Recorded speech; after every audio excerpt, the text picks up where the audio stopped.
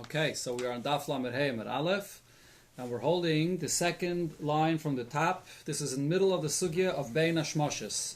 There was a brayse where there were three opinions regarding bein hashemashos. There was Rabbi Yehuda, there was Rabbi Nechemia, and there was Rabbi Yosi. And the first thing the Gemara discussed is the opinion of Rabbi Yehuda, which says that bein hashemashos begins from Shkias Achama, and it lasts until when the sky becomes dark higher up and lower down, closer to the horizon, when it's all dark. And we had, just to give you a short chazara from what we learned out of Yontif, we had two opinions here, a machlekes between Rabbi and Rabbi Yosef regarding the length of bein hashemashos. Rabbi said the bein hashemashos is a longer period, without going into the details that we learned, but the point is, Rabbi said that the length of bein hashemashos is the amount it takes to go 3/4 of a mil, which is about 13.5 minutes. Rav Yosef said that bein hashemashos is a bit shorter. He said that bein hashemashos is as long as it takes to go 2/3 of a mil, which is about 12 minutes. That was the machlekes. So we're going to learn further on in the Gemara. It's going to take off on this point, the machlekes of Rabbi and Rav Yosef. Before I learn inside, I'd like to mention here the famous machlekes Rishonim. The opinion of many Rishonim is that bein hashemashos, as we'll see soon in the Gemara, we paskin like Rabbi Yehuda. And since we paskin like Rabbi Yehuda, so the bein hashemashos follows Rav Yosef's opinion according to Rabbi Yehuda. And the Rishonim say that this shear that it says over here, which is about 12 minutes, refers to in Eretz Yisrael, and it refers to in Tishrei and Nisan time, when the nights and the days are about equal, and that this is the shear that the Gemara is giving it for that time period in the year. In other time periods of the year, it may be a bit different. That's one point.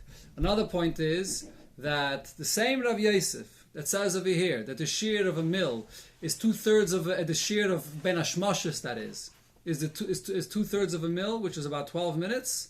In Masechta Pesachim, Rav Yosef says that it's the amount of 4 mil, which is 72 minutes. This is the source of the famous shear of 72 minutes of Rabbeinu Tam.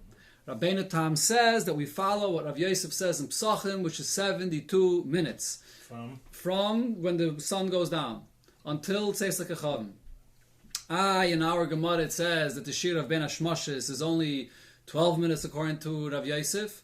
So Rabbeinu Tam says, in our Gemara, Rav Yosef began counting the last 12 minutes. That's what he called bein hashemashos. Because when the sun goes down, there's the actual disk of the sun that disappears from the horizon, and then there's the rays of the sun that are still apparent. So in our Gemara, what Rav Yosef was saying is that bein hashemashos begins the last 12 of the 72 minutes. That's bein hashemashos when the rays of the sun disappears. So according to Rabbeinu Tam, from when the sun goes down until an hour after the Shkias Achama, it's still 100% day.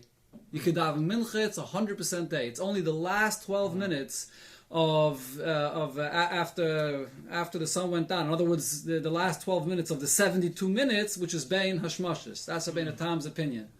However, most of the Rishonim, this is actually the Goinim, Rav Hai Gaon, Rav Shrira Gaon, and most of the Rishonim, the Rambam, the Rif, the Ri Balatosfos argue on Rabbeinu Tam, and they all disagree, and they say no. The bein hashemashos does not begin an hour after the sun goes down. Bein hashemashos begins from when the actual disk of the sun disappears from the horizon. That's the beginning of bein hashemashos. And in certain places in the world, like Eretz Yisrael, during certain time periods, from when the sun goes down until 12 minutes later is the length of bein hashemashos. After that, it's already night. And this is the majority opinion that's accepted by everybody. The Alter Rebbe, well, I shouldn't say everybody. There are those, the Hungarians and Befrat and Satmar, they go with Shittas Rabbeinu Tam. Both Shittas are brought in Shulchan Aruch, by the way, but the Alter Rebbe does not paskin this way. In the Siddur, if you take a look inside the Siddur, towards the end of the Siddur, you'll see there's over there, the Alter Rebbe has Seder Hachnosas Shabbos. And there, the Alter Rebbe talks about being careful when you light Shabbos candles, not to light late, to light on time. Shouldn't chas v'shalom be pashkia. One of the things the Alter Rebbe says over there is that we don't accept Shittas Rabbeinu Tam. The Alter Rebbe says Rabbeinu Tam is a das yochid. Most Rishonim disagree with him, and then the Alter Rebbe adds even more that it's neged achush. Rabbeinu Tam's shitta is you look physically, you see that 72 minutes after Shkia, it's very, very dark. As we'll see soon in the Gemara, what's considered to be night is when you can see 3 stars. Alter Rebbe says 72 minutes after Shkia, it's totally dark outside. You can see all the stars of the sky. So it's very difficult to understand the bein Tam Shkia. Therefore, the Alter Rebbe says we don't accept the bein Tam's Shitta at all. But as I said, there are those that do follow Shittas Rabbeinu Tam. The Alter Rebbe does say, b'negei to Mincha, that you could be mekel, b'negei to davening Mincha after Shkia. I think the Alter Rebbe says up to a half hour, you can daven Mincha after Shkia. Maybe less than that, but for sure not like some do. They daven Mincha even up to an hour after Shkia, following Rabbeinu Tam Shitta. We definitely, most of the Welt does not follow with the Shitta of Rabbeinu Tam. Okay, so that's this machlekes yeshayna that comes up right over here. It's in the Taisus over here today, Tilsei Mil, on Daf Lamed Hey Amar Aleph. Now let's continue the Gemara inside. So we had, as I mentioned, the machlekes between Rabbe and Rav Yosef regarding bein hashemashos. Rabbe held the bein hashemashos is a bit longer than Rav Yosef. Rabbe's opinion was that it's 3/4 of a mil, and Rav Yosef's shitta was that it's shorter, it's 2/3 of a mil. Now the Gemara says, V'chilufa, when it comes to measuring the shear, we see that in another case, there was the opposite. B'chalsa, regarding a basket. Over here, regarding the size of a basket, what would be considered muktzeh and what's not muktzeh, here, Rabbe is the one that had a smaller shear. The Omar Rabbe said, Chalsa, when you have a basket, bas trei kuri, if the basket is the size of 2 kor, which is 60 saw, it's a pretty large basket. It's pretty big. Shari l'tultula. You're still allowed to move it. So this is talking about the halacha of muktzeh. On Shabbos, something that's a keli is not muktzeh, you're allowed to move it on Shabbos. But if it's too large and it does not have the halacha of a keli, so then you're not allowed to move it on Shabbos. So if it's 2 kor, so then you're allowed to move it. The bas tlasa kuri, if it's 3, then asa l'tultula. Then it's forbidden to move it on Shabbos. But Rav Yosef Amar, and here Rav Yosef is the one that has the larger shear, on the opposite of bein hashemashos. Bas tlasa kuri, if it's even 3 kor, then nami shari, it's still allowed to be moved. Bas arba kuri, only if it's 4 kor, if it's a really large basket, then it's stationary, it's not a keli, and it's not meant to be moved on Shabbos. Also, you're not allowed to move it on Shabbos. Amar Abaye, now Abaye added to this, Boy minei de Mar b'shas ma'aseh. I asked Mar, which is his teacher, Rabbe, in a case where I wanted to move a big basket, va'afilu bas trei kuri lo shorali. Even a basket only the size of 2 kor, he also told me I shouldn't move it on Shabbos, which is even more machmir than what Rabbe himself mentioned before, that it's only if it's 3. Kaman, whose opinion is as follow, Kahai Tana, it's like the following, Tana, Detnan, we learned a similar halacha regarding Tumah. By Tumah, there's a similar thing. A keli is makabel Tumah. Something that's too large to be considered a keli, it's stationary, it stays in one place, it's not a keli, it's not a utensil, and it's not makabel Tumah. So therefore, we learned in a Mishnah, in Kalim, Kavere Sakash, a basket made out of straw, kavera sakonim, a basket made out of reeds, or boyer svina alexandris. So they had this kind of Alexandrian boat that they built this place inside the boat to store water. Afalpi sheyesh lem shulayim, they have a bottom, ve'machzikas mem sa belach, and they're so large that they could contain in it liquid the amount of 40 saw, shehen kurayim biyavish, and it could contain in it. If you have dry substances, it could contain in it 2 kor of dry substances. Now, 2 kor, each kor is 20 saw. Is 30 saw, that is. Again, each kor is 30 saw. So 2 kor would be 60 saw. So if you're putting liquids, it could only take up to 40 saw. But when you have dry substances, so it could be heaping above the rim of the keli, so it could contain even more. To hide him, so because it's so large, it's not a utensil, it can't be moved around, so it's tahir. So right here you see regarding tumah that if it's large enough to hold in it 2 kor, it's not movable and it's tahir. So the same applies regarding Shabbos. If it's so large of 2 kor, it's not moved around, it's not a utensil, and it's muktzeh. Omar Abaye, now the Gemara parenthetically says that there's a point that we can learn from here. Shmami no, from here you see, hai gutsha. When you have solid, dry goods that's in a keli and it heaps over the rim, til sahava. You can fill it with 1/3 more than the contents of the keli itself. Now, of course, this is going to depend what kind of keli this is, exactly how the keli is shaped. So Rashi over here says we're talking about a keli that the width of it is double the size of the height of it. When you have such a big width, such a big opening, so you can really have a really big heaping amount of dry goods above the rim, so then you can fill it with a third more than the liquids that you can fill it up to the rim. Sagt die Gemara weiter. Abaye, now we return to the sugya of bein hashemashos. Abaye chazia l'Rove. Abaye noticed that Rove, the Kadavi l'mayrev, that he was looking out by the time of bein hashemashos towards the west to see if the sun went down. Amalei, so Abaye said to him, but Vatanya, didn't we learn in the Braise? Kozman shepnei mizrach madimin. You have to look to see on the east if there's any reddening in the sky from the rays of the sun on the east. So why are you looking on the west? Amalei, so Rava corrected him and said that's not the pshat in the Braise. Mi savris pnei mizrach mamish.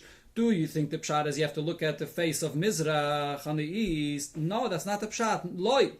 Rather, the pshat is ponim hamadimenis hamizrach. You have to look at the face of the sky, referring to the west, which causes the reddening on the east. But really, you have to look at the rays that are there at the west. When those rays of the reddening of the sun disappears from the west, that's when bein hashemashos begins, according to one opinion, as we learned before, the various opinions about this. Ike the Amri. Others said that the story happened a bit differently. Rave chazila Abaye the Kadavi leMizrach. Rave noticed that Abaye was looking out to the east to see if there's reddening in the sky. Amalei, so Rave said to Abaye, Mi savris pnei Mizrach mamish. Are you understanding the Braise to mean that it's talking about the Mizrach of the sky? Panim amadim es Mizrach. It's rather what it's referring to is it's referring to the panim, the west. Hamadimin as a mizrach that causes the mizrach to become red. When you have the rays that begin at the west where the sun comes down, it also reflects and it goes all the way to the mizrach and it makes the mizrach of the sky also red. But you have to look at the west. The panim is the face of the sky where the reddening begins, which is at the west. The simonach and the simon for this is kafsa, like in a window. When you have the sun that reflects off a window and then it goes through the window and it goes to a wall on the other side. So the same thing over here, you have the rays of the sun that comes up to the west of the sky and then it continues and it goes all the way down to the east. This is the conclusion of the Gemara's discussion regarding Rav Yehuda's opinion, the first opinion in the Braise. Now the Gemara goes to the second opinion in the Braise. What's bein hashemashos? As long as it takes for a person to walk a half a mil, which is 9 minutes. Rab Chanina said, if you want to know the shir of Rab Nechemia, how long a half a mil is, so the Gemara gives an example of a certain place in Eretz Yisrael. Yaniach chama beroisha Carmel.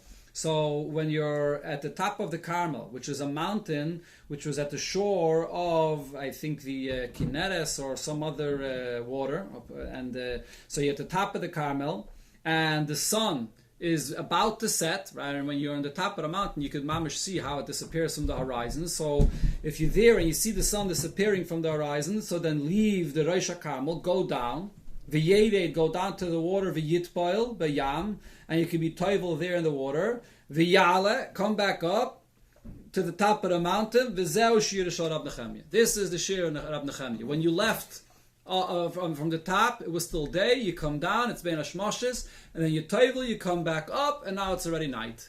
And Tosfos over here says, maybe Rashi mentions it also, that this is the shear for a kohen. It's negayah to a kohen. If he was tamei, so then he has to be toivel when it's still by day, and then he has to come back up, and he has to wait until harav shemesh, as we learned in the beginning of brachas, and then he could go and eat truma. Rab Chia said, since we're talking over here about the Kineres, I believe this is the Kineres, that's what we're talking about over here. So Haraitze Lirais Be'era Shel Miriam, if someone wants to see the well of Miriam that came to Eretz Yisrael, when Yidden came to Eretz Yisrael, Yala L'Reisha Carmel, you go to the same place at the top of the Carmel, the Yitzpe, and look over there into the water, the Yire Kimin Kivra Bayam. and you'll see like this protrusion, like this kivra. It's like in a shape of like a sift, some kind of a sifter, or what is it? Yes, a boulder. Yeah, okay, like a boulder. It's like but it's like some kind of a shape sticking out in the water. V'zuhi be'er shel Miriam. This is the be'er of Miriam that's there in the water. Another detail about be'er shel Miriam: Amarav mayan hametaltel toher. A well water that can be carried from one place to another is tahir. Even though usually a keli is makabel tuma, a mayon that could be carried around l'chayre is makabel tuma, but no, even if it can be carried around, it's tahir. V'zehu be'er shel Miriam. This refers to the be'er of Miriam. There really is no other well water that you can carry around the well itself. This is the only example that you can carry around the well itself, and it's tahir. It's a shkacha pratis. We're learning about the be'er shel Miriam, Matzah Shabbos, and Shulchan Aruch and Reish Tzadik Tes. It says about be'er shel Miriam. It's brought in the kolbay that's a minig Matzah Shabbos to go and draw water from a well, because Matzah Shabbos, the water of be'er shel Miriam mixes into other waters all over, and it goes into all over the waters in the world. And if you zeiche, when you draw the water, you'll get a drop of be'er shel Miriam, and it's a very big source of healing. At Kedekach, the kolbay brings a story that there was a person that went Matzah Shabbos to draw water, and because he went out to draw water, he was delayed when he came home. And when he finally came home very late, his wife was waiting at him, and he walked into the house, and she screamed at him, "Where were you?" And he got startled, and the water that he was holding in his hand spilled, and it splashed over his body. And this was a person that had a tsaras all over his body. He had a skin condition. Wherever the waters sprinkled on his body, he was healed. And then his wife realized what she did. If she would have allowed him to drink the water, he would have been fully healed. And he had the water of the be'er shel Miriam. This is a story that's brought. The Rebbe mentioned this once in the Fabrengen. This halacha brought in Shulchan Aruch. But the Rebbe said, B'poyel, he didn't see the Mezol Zechfirin Azay. He didn't see not by his house, not by his mother-in-law, not by his wife. He says he never saw Mezol Zechfirin to go and draw this water Matzah Shabbos. Sagt the Gemara weiter, Rav Yehuda Mashmuel, bein hashemashos Rabbi Yehuda. At the time of bein hashemashos of Rabbi Yehuda, kayanim tevlum by. The kayanim could be tevel, and then they'll be able to eat truma. Fragt the Gemara, how could this be? Leman. According to whose opinion are we saying this? Rabbi Yehuda. Are we saying this according to Rabbi Yehuda's own opinion? Sveikahu. Rabbi Yehuda says this is the time that it's a suffix if it's day and night. So it's too late to be tevel. You have to be tevel when it's still day. Ella, rather, what we're saying is bein hashemashos to Rabbi Yehuda. In the time of bein hashemashos of Rabbi Yehuda, le Rabbi Yosi, according to the last opinion in the Braisa, which is Rabbi Yosi, and to remind you, Rabbi Yosi said that bein hashemashos is kehera fine. It's like the blink of an eye. So according to Rabbi Yosi, kainim tevlum boy. In that time period, it's still day. The bein hashemashos is at the end of Rabbi Yehuda's bein hashemashos. That's when it becomes night. But until then, it's day, and the kainim could be tevel, and then they could eat the truma when it's night. Fragt the Gemara Pshita, isn't this obvious? According to Rabbi Yosi, the bein hashemashos is just a blink of an eye at the right when it turns night at the end. So what's the chiddush? And for the Gemara, Mao the Tema, I would think to say bein hashemashos to Rabbi Yosi, the bein hashemashos of Rabbi Yosi, Meshech Shayach b'de Rabbi Yehuda. It's at the very last few seconds or whatever amount of time it is in Rabbi Yehuda's period of bein hashemashos. Let's say Rabbi Yehuda's bein hashemashos is 13 minutes according to one opinion, so Rabbi Yosi's bein hashemashos would be at the end of those 13 minutes. So then if that's the case, if he was tevel at the end of Rabbi Yehuda's bein hashemashos, it's too late, even according to Rabbi Yosi. So therefore, the Gemara is teaching me, Kamash Malon, the Shalom bein hashemashos to Rabbi Yehuda, only at when it completes the time of the bein hashemashos of Rabbi Yehuda, Vehoda Maschel bein hashemashos to Rabbi Yosi, only then does Rabbi Yosi's bein hashemashos begin. So Rabbi Yosi has a very short bein hashemashos, the blink of an eye, but Rabbi Yosi's bein hashemashos is after Rabbi Yehuda's bein hashemashos. That's the chiddush over here, and therefore the kainen could be tevel beforehand. So here we see the halacha.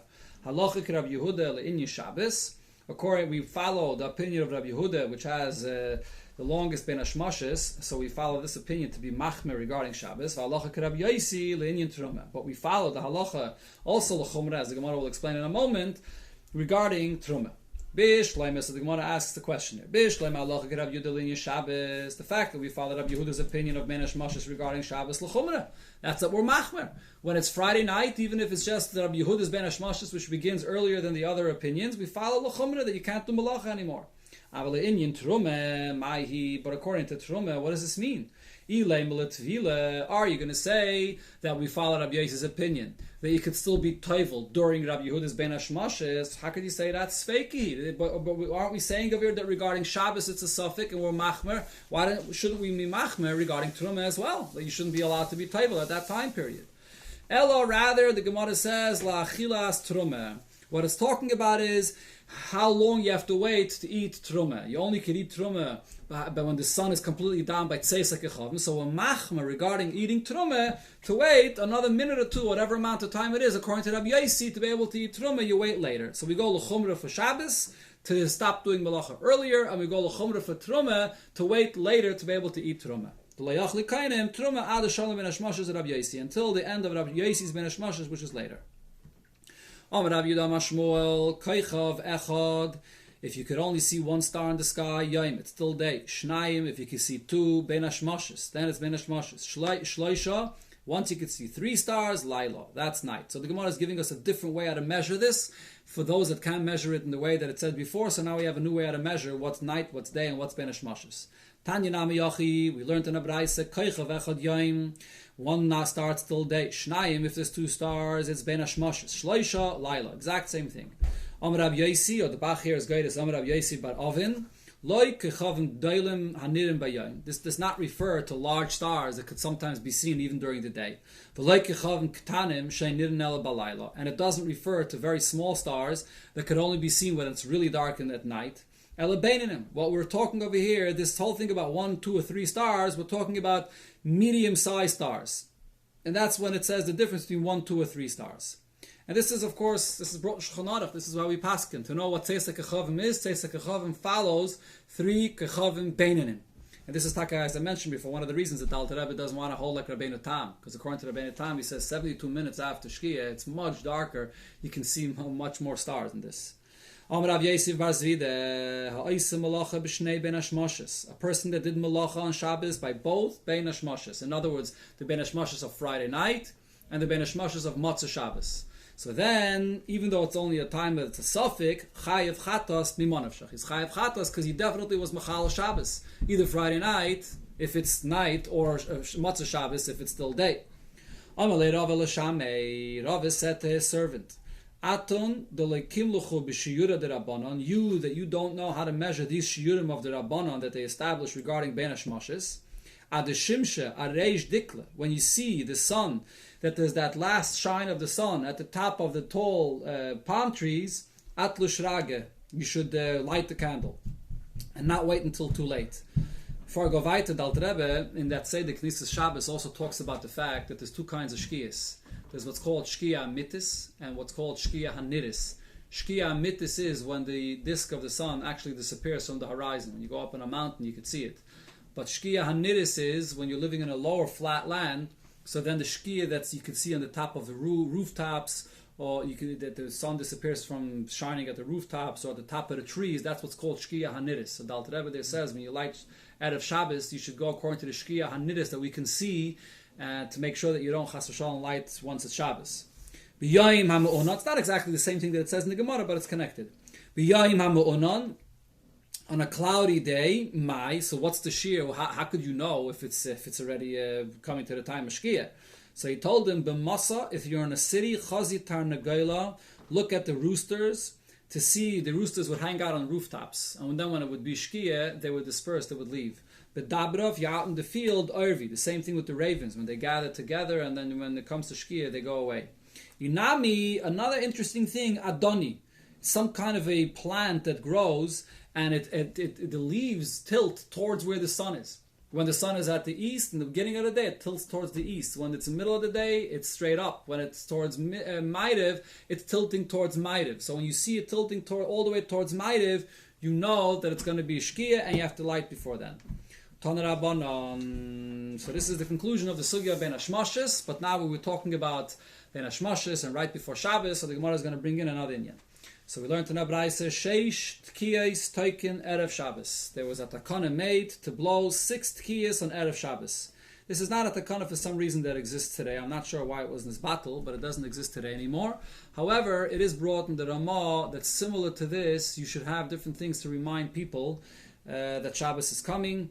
In many communities, like here in Crown Heights or in other places, they have an alarm or something else to remind people that Shabbos is coming, which is similar to this takana. So, what were these 6 tkiyas that they would blow? Rishayna. The first was lahaftel es ha'am and malachish shebasades. That the people working out in the field should stop their work. They're out further in the field. They have to have time to be able to come back in time. So that was the first one, to have them come back home. Shniya. The second one was lahaftel ir v'chanuyais. The people working in the city and the stores should close. Shlishis. And then when the third time the tkiyas is lahadlik es aner, is to light Shabbos candles. Divrei Rab Nosson, this is Rab Nosson's opinion. Rab Yudah Nossi Yaimer, Rab Yudah Nossi disagrees, and he says, Shlishis lachleitz tefillin. The third is, in those days, they would wear tefillin all day, and you don't wear tefillin at night, you don't wear tefillin on Shabbos, to remind people to take off their tefillin. And then, Vishoya, even after you light Shabbos candles, according to Rab Nosson, Vishoya kedei tzlias dog cotton, you can still wait a little moment for people to have time to finish off the last things they have to do, like as long as it takes to roast a small fish, or to attach the small bread into the oven, and it should be able to bake quickly before Shabbos. And then v'tekeya umeria v'tekeya v'shevis. And then they blow again 3 times, tekeya, meria, tekeya. Those are the other 3 times, and then Shabbos is here. So over here, from this Gemara, the Rosh says there's a raya that even after you light Shabbos candles, it doesn't necessarily mean you were Makabel Shabbos. Because even after the third time, when they lit Shabbos candles, they would still give a little small, it was a short period of time to do some last things before Shabbos. It's a big discussion about this, but Payal today, once the women light Shabbos candles, they accept Shabbos upon themselves, and they don't do Malacha afterwards. Okay, sagt die Gemara weiter, Omer Rab Shimon ben Gamliel, Ma nasalem lebabliim. What should we do with the people in Bavel? Shetaikin umirian, they blow, tkiya and trua, v'shaisen, mitoich mirian. And then they accept Shabbos from the trua, and that's it. They don't blow the third time. So the Gemara asks, taikin umirian, they only blow a tkiya and a trua, they don't blow the last time, havalu chamisha, so they're not fulfilling the takana. The takana was to blow a total of 6 times, so they're missing the last time. Elo, rather what they would do is taikin, they would blow a tkiya, v'chayzerim v'taikin, they would blow another tkiya, and then a mirian. Then they would blow a trua, and then they would accept Shabbos. V'shayvsin, they would accept Shabbos. V'taich mirian, when they blow the trua. So the Gemara says, minig avisein b'yidei, and that was the minig that they had. Instead of blowing tkiya, trua, tkiya, they would blow a tkiya, and then another trua. Masnila Rav Yudah Rav Yitzchak berei. Rav Yudah learned to his son Rav Yitzchak, Shniye lahadlik esaner, that the second time you blow, it's in order to light Shabbos candles. So the Gemara questions this. This can't be. Come on. According to whose opinion is this? Like Rab Nosson, like Rav Yudah Nasi. Doesn't go like either opinion. They said either the third or the fourth time. Ela shlishis lahadlik esaner. Must be, he said, that the third time you light Shabbos candles. Come on. Whose opinion is this? Rab Nosson. This follows Rab Nosson's opinion. Now the Gemara brings another brayse that repeats the same meaning we learned before, more bariches. Tana de Rabbi Shmuel, we learned in a brayse of Rabbi Shmuel, Sheish tkiyas taken out of Shabbos, 6 tkiyas are blown on out of Shabbos. His chilit kait kiyah rishayna, when they start blowing the first kiyah, nimnu ha'oimdim basade milader u'melachresh, so the people that are there standing in the field stop digging, stop plowing, u'malasas kol malachish basades, or doing any of the other works that has to be done in the field. Ve'ena krevim. Now you have people that are further out in a distance, working in the field, and there are people working in the field that are a bit closer. So the Braisa says, Ve'ena krevin rashoyin likonis, the people that are closer to the city are not allowed to enter into the city until the people that are further out come, and then they all enter together. And Rashi here says, otherwise it's a chashad. It may look like the people that were further out were working later, even after, and that's why they came in later. So they come in together, so we see that they all stopped working at the same time. The stores are still open, and the shutters are still lying on the ground, and they're still working. But then they began blowing the second kiyah. They took the trisin from where they are to close up the stores. They closed the stores. Va'adayin, however, still, chamin munachan al gabi kira, the warm foods are still in the oven, kedeiris munachas al gabi kira, the pots are still on the stove. But then hischel et koyet kiyah shlishis, when they blew the third kiyah, silika masalik, the one that removes the pots from the ovens or from the stoves, remove them. The hitman amatman, the one that did the hatmana to insulate them, to keep them warm for Shabbos, did that. And then the hidlik amadlik, the one that lights Shabbos candles, lit Shabbos candles at the third kiyah. And then vishoyek, the tzliyas dog cotton, you wait a short period of time, as long as it takes to roast a small fish, or to prepare, to bake a bread in the oven, v'tekeya umiriya v'tekeya, and then you blow 3 times, v'shoyvis, and that's when you accept Shabbos. Amar Rab Yosi but Rab Chanina. Now Rab Yosi Rab Chanina said, She'im bala hadlik, Shamaiti, I heard, She'im bala hadlik, acha sheish tkiyais, if someone did not light Shabbos candles before, and he wants to light Shabbos candles after they blew the last 3 times, madlik, he still may light then. Why? The Chachamim still gave a certain period of time that it wasn't really yet Shkia. The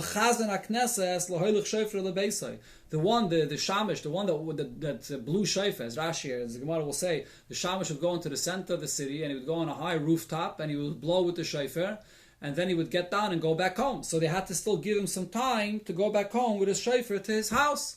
So therefore, it's not Mamar Shkia, so if you didn't light before, you can light Shabbos candles then. Amrullah, Amaloi, so they said to him, in Cain, if that's the case, Masata Deverecha L'Shiyurim. So then this is not an established amount of time. It could be the guy lives close to the rooftop, and it's 1 minute. It could be 5 minutes. He has to go to the other side of town. It depends how far he lives. So this is not in a fixed time. Ella rather mokim tsanua yesh lechazna knesses beroish gagoy. The chazna knesses, this person that blew the shofar, has a place there in the rooftop where he was, a hidden place where he could hide his shofar. Shasham maniach shofroi, that's where he placed the shofar after he finished blowing it. Lefishaim etaltel and loyas hashofar v'loyas hachatzaiseres. Once you finish blowing the shofar, then it's muktzeh, and you can't even move it. You can't move not a shofar and not chatzaitzres either. Shofar, of course, is the shofar that we blow on Rosh Hashanah, which has a slant or has a bend, and chatzaitzres is a trumpet, which is just a straight trumpet. So either one you may not use on Shabbos. So that's the conclusion of this brayse. Frag the Gemara, but for Hatanya we learned in another brayse, shofar metaltel. A shofar you're allowed to use. The chatzaitzres ain't a metaltlin. Only chatzaitzres you're not allowed to move on Shabbos. Only chatzaitzres are muktzeh. What would be the difference between a shofar and chatzaitzres? So Rashi here says, and the Gemara is going to explain it soon, a shofar could be used for another purpose. You can use a shofar to fill it with some water and then feed a child with this water. If a child, like a baby bottle, basically, an old-fashioned baby bottle, to feed the child from the narrow side of the shofar some water. Chatzaitzres, though, which is a straight trumpet, you can't use it to feed a baby with it. So therefore, it has no use, and it's muktzah on Shabbos. So, but we have a stira here. In the first brayse, it says that both a shofar and a chatzaitzres are muktzah. In the second brayse, it says that the shofar is not muktzah and chatzaitzres is muktzah. So the Gemara answers, Amar Rav Yosef, lo kasha. No question. Kan b'yochid, kan b'tzibur. There's a difference if it's a shofar that belongs to an individual, so then he could use it for his child, like I mentioned, to feed him. But if it's a shofar that belongs to a tzibur and you don't have that use at all, so therefore it's going to be muktzah. Even a shofar is going to be muktzah. The Gemara continues. Amalei Abaye. Abaye didn't accept this answer. Abaye says, Ubi yochid lamai chazi. And why a shofar for individual? What does it fit for use on Shabbos? You could feed a child some water as a baby bottle with the shofar. If so, b'tzibur nami, a shofar that belongs to the tzibur as well, chazi legameh l'tinik ani. If you have a child, an ani, which the tzibur it's their responsibility to feed poor people, and including a poor child, so they can use that shofar to feed a poor child as well. So what's the difference? So, and the question goes even further, because not as a third brayse, which says different. The Tanya, we said in a third brayse, kishem shemetaltel in a shofar, just as it's allowed to touch and move a shofar on Shabbos because you can use it to feed a child. Kach metalton is chatzaitzris. You can use it, you can move around chatzaitzris as well. So now we have three different brises. The first brise said you can't move a shofar and you can't move chatzaitzris. The second one says a shofar you could and a chatzaitzris you can't. And now we're learning that you can move both, the shofar and the chatzaitzris. So what do we do here? Mani, who's this third brisa going to, according to? Elo, so therefore Abai gave a different answer. Loi kashi, there's no question here. Ha Rab Yehuda, ha Rab Shimon, and ha Rab Nechemyeh. The brisa that says that a shofar you're allowed to move and not the chatzaitzris follows Rab Yehuda's opinion. Rab Yehuda held of muktzah. We once had this before. There's the general machlokes between Rab Yehuda and Rab Shimon. Rab Yehuda held of muktzah in many more cases than Rab Shimon. Rab Shimon has a very, very limited view of muktzah. In most cases, he doesn't hold of muktzah. So Rab Yehuda held the shofar is not muktzah because you can use it to feed a child. Chatzaitzris is muktzah because you can't use it to feed a child. Rab Shimon's opinion is the shofar and the chatzaitzris are not muktzah. He didn't hold of muktzah in either of these cases. Then there's Rab Nechemyeh. Rab Nechemyeh actually had a more restrictive opinion of muktzah, even more than Rab Yehuda. Rab Nechemyeh holds if you have an object that you're not using it for its intended use, it's muktzah. Even something that's not muktzah on Shabbos, a knife or whatever it is that you can use for cutting a cake or whatever it is, a challah. But if you're not using it for its intended use, then it's going to be muktzah. So therefore over here, the fact that you can use a shofar to feed a child doesn't work. That's not its intended use. So therefore you're not allowed to use it, you're not allowed to touch it on Shabbos. So those are the three different opinions in this brisa. Sagt die Gemara weiter, but now going back to the first brisa, what did it say? In the first brisa, which is Rab Nechemyeh's opinion, it said Ei metaltel and loyas ha-shofar. You shouldn't move the shofar, and then it also said v'loyas ha-chatzaitzris, and not the chatzaitzris. So the Gemara has now a problem, as Rashi explains over here. Shofar, which one is a bigger chiddush, shofar or chatzaitzris? Shofar is a bigger chiddush that you can't move. Even though a shofar technically could be used to feed a child, still Rab Nechemyeh is machadish, it's not its intended use, and you can't, it's muktzah. For sure chatzaitzris you can't move. Why does it have to even mention that? It's obvious, chatzaitzris can't be used for anything. So the Gemara says, "Umay shofar nami," when it mentioned in the brisa shofar, chatzaitzris. Really, when it said shofar, the shofar is the trumpet. Why is that? Interesting. The Rav Chisda said, "Hani tlas mili." There are three things. Ishtani shmayu. Its name was changed. In other words, the way people communicated, the name changed in that time period. Michichara beis hamikdash, after the Churban beis hamikdash. The first one is chatzaitzrita and shofra. They exchanged what they would refer to as a trumpet was really a shofar, and shofra chatzaitzrita. And what was really a shofar, what was a trumpet, they called a shofar. They exchanged the two. So the same is how here in this brisa. When it says shofar first, it's really talking about chatzaitzris, and when it says chatzaitzris second, it's talking about a shofar. So people exchanged in the communication for some reason. The Gemara asks, what difference does it make that people change the way they refer to both of these things? So, of course, the nafkamina is the shofar of Rosh Hashanah. You have to know what's the right thing to use in the shofar of Rosh Hashanah. And Rashi here says, for example, if you're talking to an Amma Aretz and you're telling him to blow shofar, you have to tell him you should blow with a chatzaitzris, because people refer to shofar with a chatzaitzris. So you have to tell him the right thing. What's the second thing that changed after the Churban Beis HaMikdash?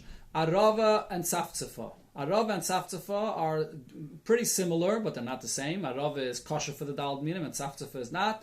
That was also exchanged. Arava, Tzaftzafah, and Tzaftzafah became Arava. L'may nafkamina, what difference is there? The lulav, of course, the nafkamina is for the mitzvah of lulav, to make sure you have the right min for lulav. And another thing that people changed in their language, psaira and pesairta. Pesaira is a table, and pesairta is a small table. So that's the original translation. But then, after the Churban, they switched it. Psaira became the small table, and the psairta became the large table. Psairta became the psaira.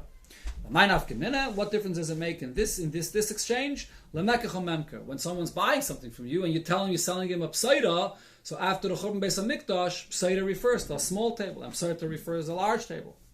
Amar Abaye says, Afanu Naima, we can add something else that also changed in the way people speak. Hovlila and Beikasi. There's Hovlila and Beikasi, which are two different parts in the stomach of the animal. And Beikasi, Hovlila. People exchange the terms of both of these. What difference does it make if they exchange the terms? Lemachat shenimtza ba'oivi beis hakaisis. There's the halacha of treifa. If you have a needle that punctured a hole in any of the organs of the animal, so it's a treifa. It can't live for too long, and therefore it becomes treif. But now by the beis hakaisis, has a very, very thick layer, and over there, only if the puncture, if there is a nail that goes through and through, then it's going to be treif. So by the beis hakaisis, the mitzad echad, if it's punctured just on the outside, ksheira, it's still kosher. But a mishneit stadin, if it punctured through and through, and you see the puncture on both sides, only then is it treifa. So when people exchange these terms of the hovlila with the beikasi, which is the beis hakaisis, you have to know what you're talking about to know legabe the halacha of treifa. Rav Ashi said another thing that people changed in the name.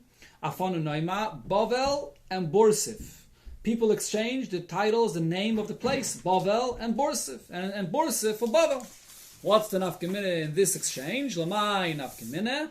What is the nafkamina in the fact that they exchanged this? The Gemara legite noshem. The nafkamina is legabe a get, and Rashi here says two pshatim. One pshat Rashi says there's a takana when you bring a get from outside Eretz Yisrael to Eretz Yisrael, the Eidim have to say b'fanei nichta b'fanei nechtam. You have to have Eidim to say that it was written l'shma. Besides in Bavel. Bavel, they were baki in the halachas. If you bring a get from Bavel, you don't have to have those Eidim to testify. So you have to know that after the Churban Abayis, people referred to Bavel as Borsif, and Borsif as Bavel. So if you're bringing it from the place that people now, then that is called Bavel, that's really Borsif. So you do have to say b'fanei nechtam, b'fanei nechtam. Another simpler pshat that Rashi says is, the nafkamina, of course, would be what you write into the shtar. You have to know the name to write into the place. So since after the Churban Beis HaMikdash they referred to Bavel as Borsif, so you have to write into the get the right name, which is Borsif and not Bavel. That's the way they called it then. Hadron aloch b'mem adlikin. This concludes the second Perek of Masechta Shabbos. And this concludes our share for today. A good mayed, everybody. A good mayed, a good mayed. And should have B'suras Teves, B'nis Nigalu, B'nis Nasidin Ligol.